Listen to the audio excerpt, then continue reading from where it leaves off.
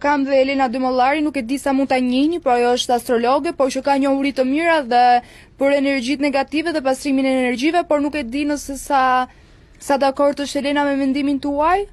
Përshëndetje. Përshëndetje. Në radh parë doja të thoja, me që ju merreni me energjitë.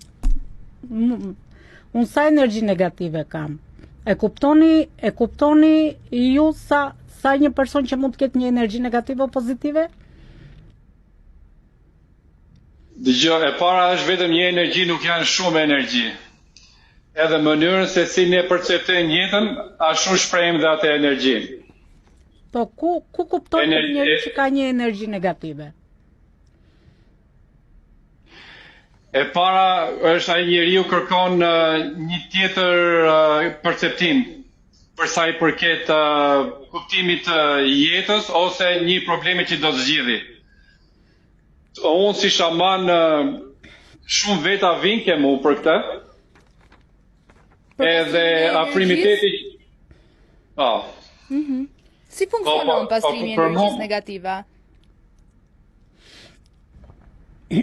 Si funksionon pastrimi i energjive negative dhe personat zakonisht të vinë kur janë të bllokuar në punë, në dashuri, në marrëdhëniet e tyre, në bizneset e tyre, apo kërkojnë thjesht një pastrim energjetik të trupit tyre për të çliruar ato bllokimit ose energjitë negative që kanë.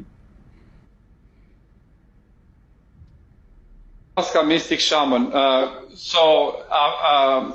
afrimiteti im për sa i përket energjisë dhe ndihmës që njerëzit duan është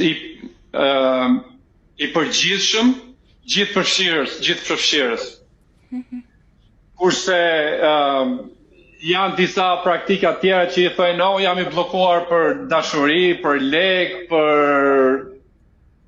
sukses në punë.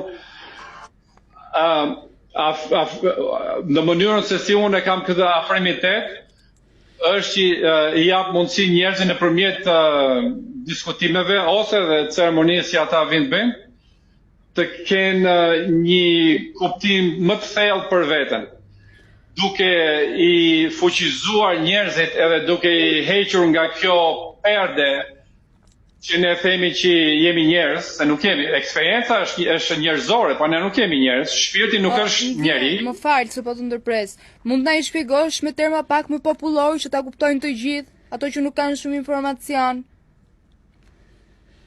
Për kë? Për energjitë negative në gjuhë popullore, për pastrimin, çfarë metodash përdor, çfarë metoda, çfarë lutjesh përdor për të pastruar një Dhe a ka mjete që përdoren për pastrimin e energjisë? Çfarë përdoret konkretisht?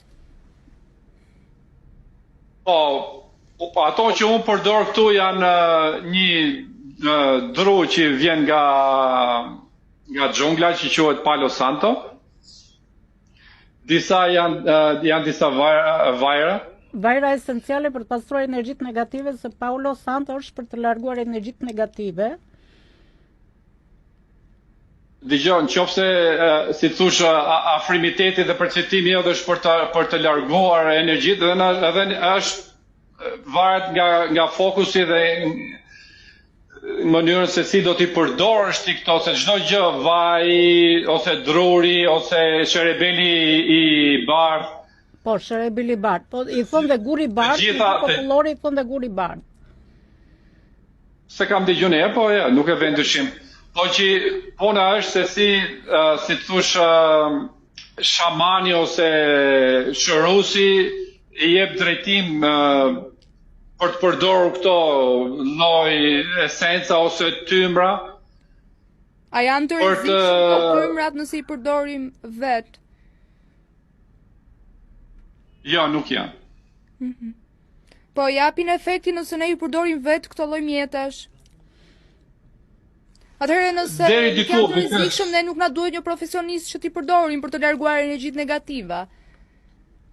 Po, kjo shoqërohet edhe me lutje, me këndim, me lutje ose me një bashkëbisedim. Personi duhet përgatitet që të jetë në një dorëzim të plot. kur vjen për shërimin e shpirtit ose për pastrimin e energjisë. Çfarë lutjesh përdorni zakonisht kur bëni një pastrim energjetik? Ajo varet nga personi. Edhe këto lutjet që unë përdor, unë kam s'mu them që është gjua ime, por është një gjuhë që nuk është nga kjo botë. Në latinisht? Jo, nuk është nga kjo botë. A janë të gjithë të hapur për t'i bërë këto lloj lutjesh, edhe për të ardhur për t'u hapur në bashkëbisedim? A dorëzohen plotësisht të gjithë njerëzit kur vendosin që të bëjnë këtë lloj procesi për x arsye? Kjo është pyetje shumë me vend. Shumë njerëz duan që të shërohen, duan që ndryshojnë frekuencinë e energjisë, por nuk hapen, nuk dorëzohen. Është e vështirë se sidomos kur jemi rrit në këtë ambient mosbesimi edhe dyshimi, pavarësisht se si thosh kam përdor mjete ose ilaçe të rrymës kryesore, edhe shohin si një gjë që se kam provuar dhe mbase diçka do ndryshoj, edhe unë them që ndryshon, po kur vin atje ai dyshimi është një për ta dorëzuar veten 100%. Sa kushton një seancë për të larguar një energji negative? Këtu ku jam unë është $60 ora. $60 ora. Një person mund ta bëjë dhe online, anë të WhatsAppit, apo duhet jetë fizikisht? Jo, unë nuk besoj që të bëhet online.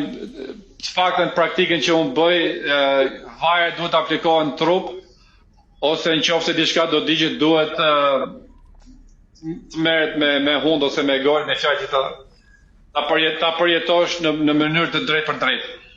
Atëherë unë kam dëgjuar dhe një lajm, keni bërë një prononcim, një intervistë ku keni thënë që është €2.000. Çfarë lloj seancë është kjo €2.000? Ajo është diku aty, por nuk është, është më pak, po ajo është ayahuasca ceremonia. Që do të thotë?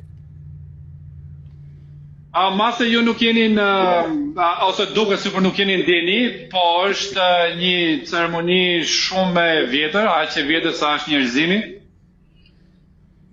Edhe pihet një lloj çaji që për disa orë të bën që të distancohet shpirti nga trupi, edhe ke këtë eksperiencën hyjnore për sa i përket ndjesisë ne kush jemi në të vërtetë, që jemi trupi. A përmban substanca ky çaj si DMT? Po, përmban DMT. Personi mund të jetë një gjendje gjumi kur pi këtë çajin, apo mund të ketë halucinacione? Po, kjo eksperiencë nuk është me halucinacione, është eksperiencë vizionare, me vizione. Halucinacionet janë mase droga ose po përderisa ka substanca, do të thotë që ka edhe përqindje të drograve të ndryshme. Gjithmonë bimore, ë? Dgjoj, duket që nuk keni ide për këtë, megjithëse pyetja, nuk keni informacion fare. DMT-ja, nëse do ta qush substancë, është njësoj sikur mund të thosh edhe thosh diçka për shembull kolesterol në gjak dhe ajo substancë është. Se DMT-ja është një, mund të themi edhe përbërje kimike, po që e kemi në trupin tonë. Ju tashti keni DMT në trup. Nga momenti që jemi këtu me fjalë derisa mos kemi keq kuptimi, unë të bëj pyetje se nuk kam informacion rreth kësaj teme dhe dua të sqaroj dhe publikun që do na ndjeki. Ajo afrimiteti që unë kam me njerëzit që jap intervista ose edhe kur flasim, kur bie bashkëbisedojmë, nuk ka asnjë pyetje të keqe, ka përgjigje të keqe. E kuptoj. Ne jemi të hapur çfarë lloj përgjigje na japësh. Ne respektojmë, por derisa të kemi ftuar, respektojmë çfarë lloj përgjigje që ti na jep. Edhe unë gjithashtu.